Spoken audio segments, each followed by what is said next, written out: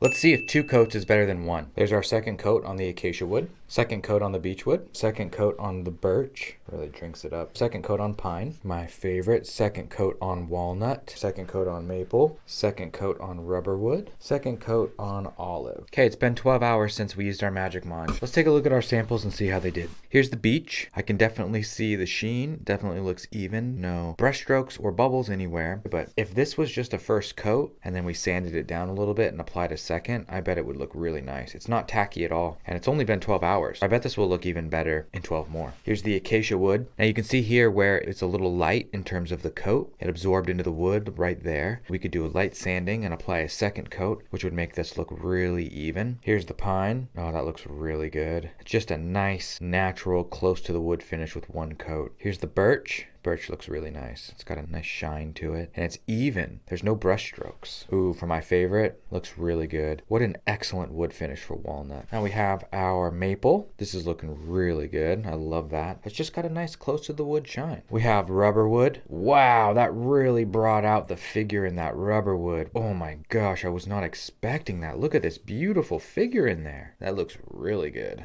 Ah. I'm glad I didn't paint the back sides too, because that just glued this thing to the table. And here's the olive wood. Really, really nice.